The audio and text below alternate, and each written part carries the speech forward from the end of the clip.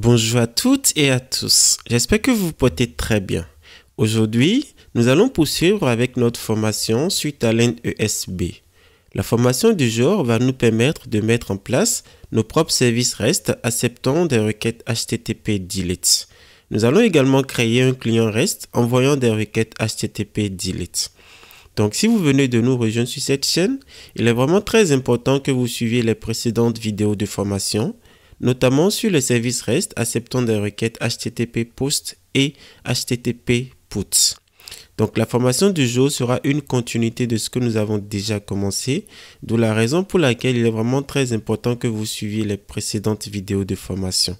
Donc si ce n'est pas encore fait, vous trouverez en description de cette vidéo de formation les précédentes vidéos qu'il faudra suivre. Donc aujourd'hui, comme je l'ai dit, nous allons créer donc un service REST acceptant des requêtes HTTP delete. Donc nous allons tout simplement essayer de supprimer un produit donc existant dans notre table TB produit. Nous allons également créer donc le client REST. Donc le client va envoyer la requête HTTP delete au service REST et le service à son tour va tout simplement exécuter la requête et va envoyer une réponse au client REST. Donc sans plus tarder, nous allons nous connecter à Talend afin de créer notre service REST et également notre client REST. Donc voilà, nous venons de lancer notre projet, donc Project ESB. Donc comme énoncé, ce que nous aimerons faire aujourd'hui sera de créer notre service REST acceptant donc la méthode HTTP delete. Nous allons créer un dossier. Donc là, nous allons faire créer un dossier et nous allons nommer notre dossier service REST delete. Voilà, comme ceci. Et là, nous allons faire finish. Voilà. Donc là, nous allons récupérer le job précédent. Donc ici, nous pouvons récupérer le job JREST request update product. Voilà, nous allons faire un clic droit et nous allons faire dupliquer. Voilà, comme ceci. Et là, nous allons tout simplement, à la place de update, nous allons mettre delete. Voilà. Voilà. Et là, nous allons faire OK. Voilà. Et là, nous allons tout simplement déplacer le job JREST request delete product. Nous allons le récupérer, voilà, comme ceci, et nous allons le mettre dans le dossier service REST delete. Voilà. Maintenant, nous allons ouvrir ce job. Donc, nous allons faire un double clic, voilà, directement sur le job JREST request delete product. Donc ici, notre objectif est de supprimer un produit. Voilà. Donc pour cela, nous allons d'abord supprimer, voilà, les deux composants txml-map et tdb-output. Voilà. Donc notre service REST doit permettre donc au client de supprimer un produit. Donc pour cela, nous allons d'abord modifier le composant tREST-request. Donc ce composant, comme vous pouvez le remarquer, nous avons déjà un flux de sortie, donc qui s'appelle update product. Nous allons enlever ce flux de sortie. Donc ici, nous allons tout simplement supprimer, voilà, comme ceci. Donc là, nous allons faire yes. Voilà. Donc nous allons ajouter un nouveau flux de sortie. Donc nous allons cliquer sur le bouton plus, voilà, comme ceci. Et au niveau de flux de sortie, nous allons cliquer sur ce bouton, voilà. Et nous allons mettre comme nom delete product.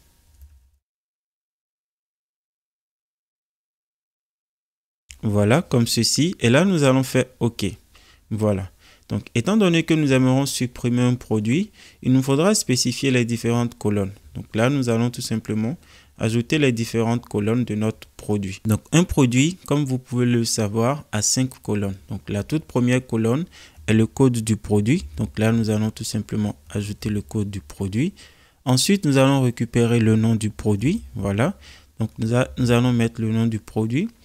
Ensuite, nous avons le prix d'achat du produit. Donc, pareil, nous allons ajouter le prix d'achat du produit. Ensuite, nous avons le prix de vente du produit. Donc, ici, pareil, nous allons mettre le prix de vente. Et pour finir, nous avons le code sous-catégorie. Donc, pareil, nous allons ajouter le code sous-catégorie. Donc, en ce qui concerne le prix d'achat et le prix de vente du produit, nous allons changer le type de ces deux colonnes. Donc, à la place de string, nous allons tout simplement mettre float. Voilà, comme ceci. Et pareil, pour le prix de vente, nous allons également mettre float. Voilà.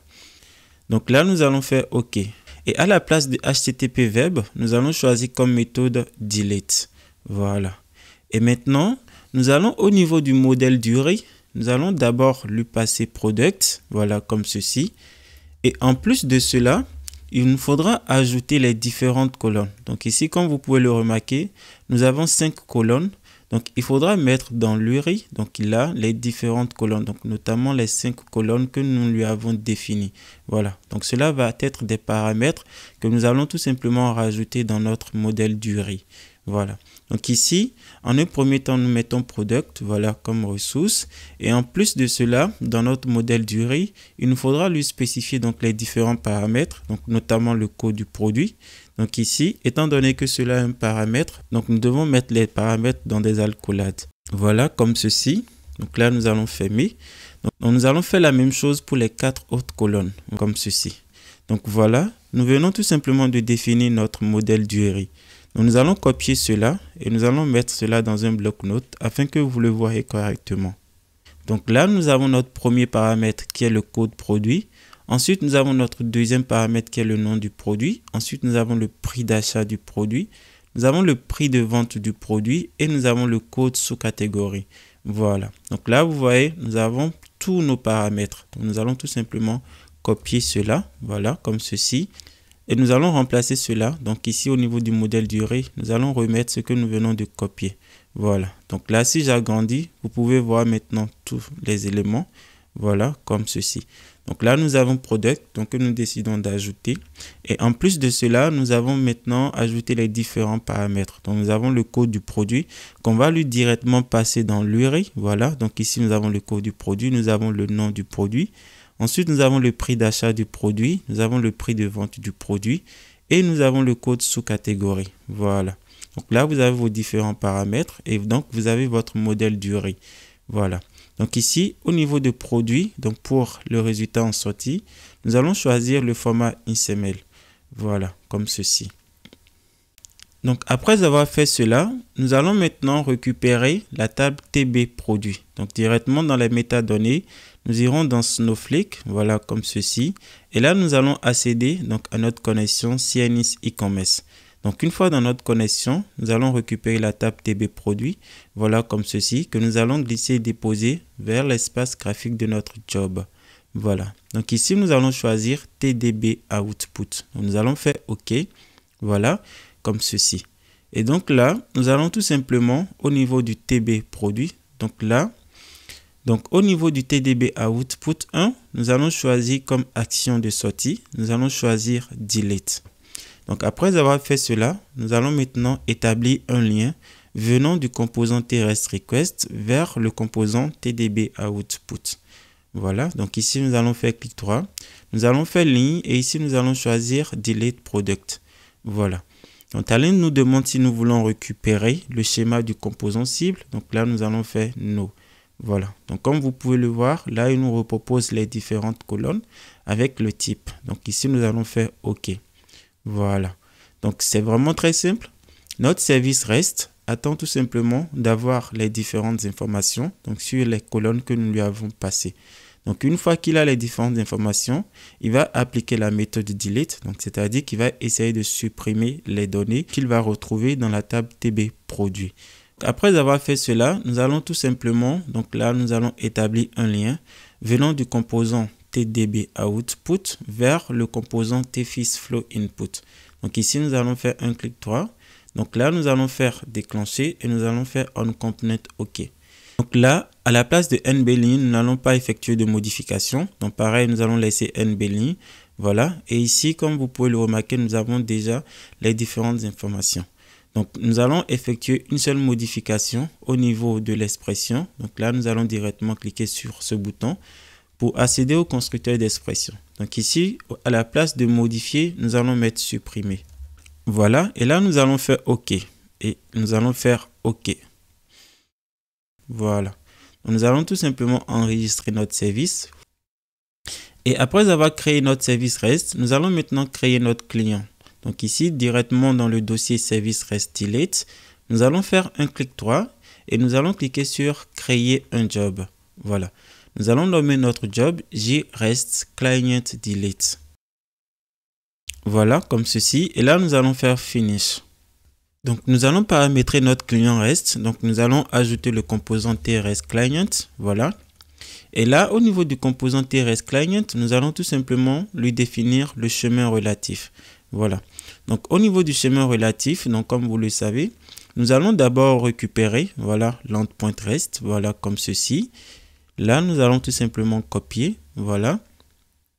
Et nous allons le mettre au niveau du chemin relatif. Donc, en plus de l'end.rest, il nous faudra tout simplement mettre les informations, voilà, concernant le modèle du riz, voilà. Donc ici, au niveau du modèle du riz, voilà, donc là, nous allons coller directement comme ceci. Et là, il nous faudra changer donc les différents paramètres. Là, à la place du code produit, il nous faudra renseigner le bon code produit que nous aimerons supprimer. Également, il nous faudra renseigner le nom du produit. Il nous faudra renseigner le prix d'achat, le prix de vente, ainsi que le code sous-catégorie. Voilà. Donc voilà. Là, je viens de mettre les différentes informations. Donc là, le produit que j'aimerais supprimer est le produit TECPH5816. Il a pour désignation Samsung Conv3. Et là, j'ai le prix d'achat, j'ai le prix de vente et le code sous-catégorie. Voilà. Donc ici, je vais récupérer ces différentes informations. Voilà, comme ceci. Donc ici, je vais copier. Voilà. Et là, je vais l'ajouter à mon chemin relatif. Voilà, comme ceci. Et au niveau de l'URL, je peux tout simplement lui, ici dans URL, je peux tout simplement lui mettre donc l'end.rest. Voilà. Et après avoir fait cela, je vais maintenant ajouter le composant TLogro. Et maintenant, je vais établir un lien venant du composant TREST-Client vers le composant TLogro. Voilà. Donc au niveau du composant TLogro, voilà, donc directement dans l'onglet composant, je vais cocher table afficher les valeurs dans des cellules. Voilà. Donc voilà, je viens de paramétrer donc mon client REST. Donc comme vous pouvez le voir, le paramétrage est assez simple. Donc il lui faudra spécifier les différents paramètres, donc plus précisément le code à supprimer. Donc ici, j'ai décidé de supprimer le code TECPH5816. Ensuite, je lui ai passé les informations sur la désignation, le prix d'achat, le prix de vente, ainsi que le code sous-catégorie. Voilà. Et là, la méthode à utiliser est la méthode delete. Voilà. Donc, avant de lancer notre client REST, il est important donc de lancer donc le service REST. Donc ici, nous allons directement cliquer sur exécuter. Voilà, comme ceci. Donc voilà, nous venons de lancer notre service REST. Donc notre service tourne. Maintenant, nous allons tout simplement lancer le client. Voilà. Donc ici, nous allons cliquer sur le bouton exécuter. Donc voilà, comme vous pouvez le remarquer, notre client a bel et bien tourné. Ici, nous avons le message nombre de lignes supprimées 1. Donc, nous allons nous connecter à Snowflake. Donc là, directement dans Snowflake, vous voyez là, nous pouvons toujours lancer la même requête. Donc ici, la requête select étoile from TB produit. Là, dans notre condition, nous lui avons spécifié 2 produits. Donc nous pouvons enlever ce produit, voilà, étant donné que nous ne l'avons pas supprimé. Donc là, le produit que nous avons supprimé est le produit TECPH5816. Donc nous allons vérifier si ce produit a été supprimé. Voilà, donc là, nous allons exécuter notre requête. Et comme vous pouvez le voir, le produit a été supprimé. Donc, nous n'avons plus du tout ce produit dans la base de données. Voilà. Donc, ce qui est normal, nous lui avons demandé de supprimer ce produit. Voilà. Donc, voilà. En résumé, en un premier temps, nous avons créé notre service REST. Donc, comme vous pouvez le remarquer, pour créer notre service REST, nous lui avons défini un flux de sortie. Donc, dans notre flux de sortie, nous avons ajouté les différentes colonnes. Voilà, comme ceci. Et après cela, dans notre modèle du riz, nous lui avons spécifié les différents paramètres. Donc, notamment, les différentes colonnes que nous avons rajoutées à ce niveau, nous lui avons défini comme paramètres à utiliser. Voilà. Donc, il est vraiment très simple de définir les paramètres. Il suffit de les mettre dans des alcoolades. Voilà. Donc, après cela, nous avons établi un lien avec la table TB produit. Et dans la table TB produit, ce qui est important à faire est de choisir comme action de sortie delete. Donc, cette deuxième partie de notre job permettait tout simplement de définir la réponse à envoyer au client. Voilà. Donc, ici, au niveau de l'entête, nous allons changer put en delete. Voilà, comme ceci. Et donc, après avoir créé notre service REST, voilà, nous avons maintenant créé notre client REST. Voilà. Donc, le paramétrage du client REST est également très simple. Il faudra lui mettre au niveau du chemin relatif, voilà. Donc, l'end.rest suivi du modèle du riz. Donc, le modèle du riz, il faudra enlever donc, les paramètres et les remplacer par les valeurs. Donc, ici, nous avons décidé de supprimer un produit bien spécifique. Donc, il faudra renseigner ce produit. Voilà. Et par la suite, nous avons ajouté un TLogro juste pour voir la réponse que le service nous renvoie. Voilà. Donc voilà, j'espère que cette vidéo de formation vous sera très utile dans votre travail au quotidien. Je vous remercie de m'avoir suivi et je vous dis à très vite pour une autre vidéo de formation sur Talend ESB.